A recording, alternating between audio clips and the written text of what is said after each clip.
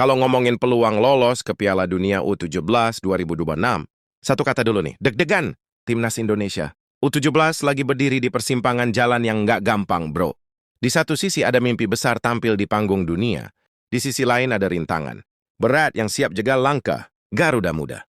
Dan semua itu bakal dimulai dari Piala Asia U17 2026 yang digelar di Arab Saudi 5-22 Mei nanti.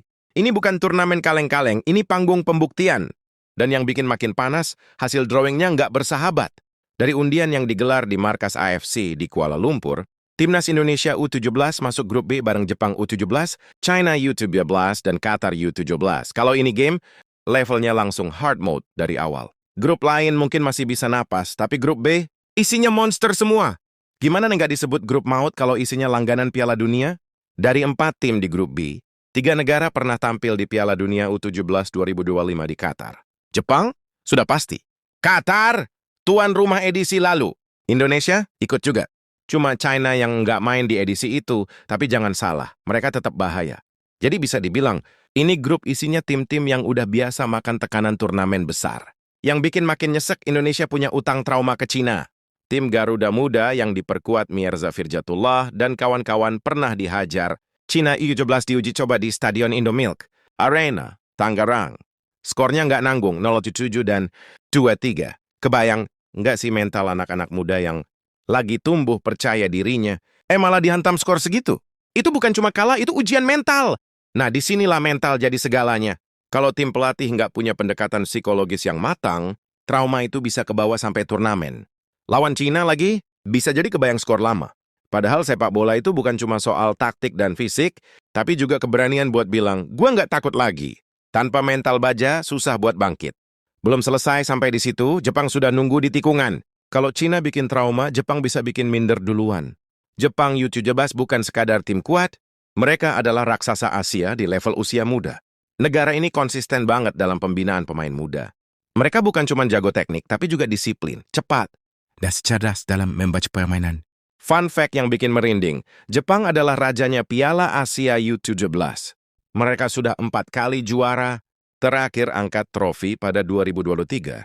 Konsistensi itu bukan kebetulan, tapi hasil sistem pembinaan yang rapi dan berjenjang. Jadi kalau Indonesia bisa curi poin dari Jepang, itu bukan cuma kejutan, itu statement. Terus Qatar gimana? Jangan salah, mereka juga punya DNA finalis. Qatar U17 dikenal sebagai tim yang sering banget melaju jauh. Mereka pernah juara tahun 1990 dan beberapa kali jadi runner-up. Dengan pengalaman sebagai tuan rumah Piala Dunia U17 2025, mental tanding mereka jelas nggak bisa diremehkan. Lawan Qatar itu ibarat lawan tim yang tahu cara main di panggung besar. Jadi kalau ada yang bilang Indonesia ada di grup neraka, itu bukan lebay. Grup B ini kayak mini turnamen elit Asia. Semua tim punya sejarah, punya mental juara dan punya reputasi. Indonesia benar-benar diuji dari match pertama. Salah start sedikit aja, bisa langsung tenggelam. Tapi tunggu dulu. Indonesia juga punya cerita sendiri. Jangan lupa di Piala Asia U17 2025, Garuda Muda tampil keren. Di bawah asuhan Nova Arianto, Indonesia keluar sebagai juara grup C dengan nilai sempurna. Sikat Korsel 1-0, Yaman 4-1, dan Afghanistan 2-0. Itu bukan pencapaian kecil, bro. Artinya, Indonesia pernah bikin Asia melirik. Waktu itu banyak yang nggak nyangka Garuda Muda bisa tampil segarang itu. Permainan disiplin, transisi cepat, dan mental berani jadi modal utama. Jadi sebenarnya potensi itu ada, tinggal konsistensinya yang harus dijaga. Tapi sekarang situasinya beda, karena ada pelatih baru. Di edisi 2026 ini, Timnas Indonesia U17 dipimpin oleh Kurniawan Dwi Yulianto. Ini jadi turnamen besar pertamanya bareng tim ini. Tekanannya jelas gede. Publik berharap banyak, sementara lawan-lawan yang dihadapi bukan kaleng-kaleng. Ini bukan cuma soal taktik, tapi soal pembuktian.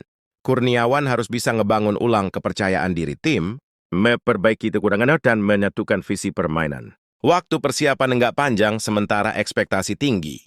Kalau berhasil, namanya langsung melejit. Kalau gagal, kritik pasti deras. Para pengamat pun mulai angkat suara, dan nadanya bikin mikir. Edward Chong misalnya, bilang tegas kalau pelatih dan pemain harus kerja keras banget. Nggak bisa setengah-setengah. Sementara Effendi Aziz juga terang-terangan bilang, kalau lihat uji coba kemarin, berat buat mengulang prestasi sebelumnya. Ini bukan pesimisme, tapi alarm keras. Karena faktanya Indonesia masih punya banyak PR. Dari organisasi pertahanan, konsentrasi di menit akhir, sampai efektivitas serangan, semuanya masih perlu dibenahi. Lawan tim Asia Timur yang disiplin dan cepat, sedikit lengah bisa langsung dihukum. Jadi nggak ada ruang buat santai. Tapi justru disinilah mental pejuang diuji.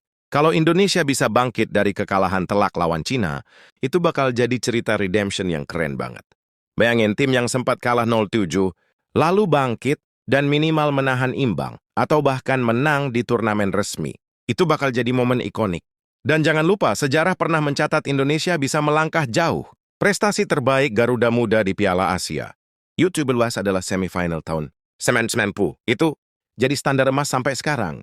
Artinya, secara sejarah, Indonesia pernah ada di titik elit Asia. Jadi pertanyaannya sekarang, mau jadi underdog yang pasrah, atau kuda hitam yang bikin kejutan? Semua kembali ke kerja keras, mentalitas, dan persiapan. Sepak bola usia muda itu dinamis banget. Tim yang diremehkan bisa tiba-tiba meledak kalau percaya diri dan solid. Turnamen di Arab Saudi nanti bakal jadi panggung penentuan. Dari tanggal 5 sampai 22 Mei 2026, mata Asia bakal tertuju ke sana. Setiap laga di fase grup bakal terasa seperti final. Satu kesalahan kecil bisa mengubah nasib. Intinya jalan ke Piala Dunia U17 2026 memang nggak mulus. Tapi bukan mustahil. Indonesia memang ada di grup berat, tapi sejarah sepak bola selalu punya ruang untuk kejutan. Dan siapa tahu justru dari tekanan inilah lahir generasi emas berikutnya. Karena pada akhirnya sepak bola bukan cuma soal siapa yang paling kuat di atas kertas, tapi siapa yang paling berani di lapangan.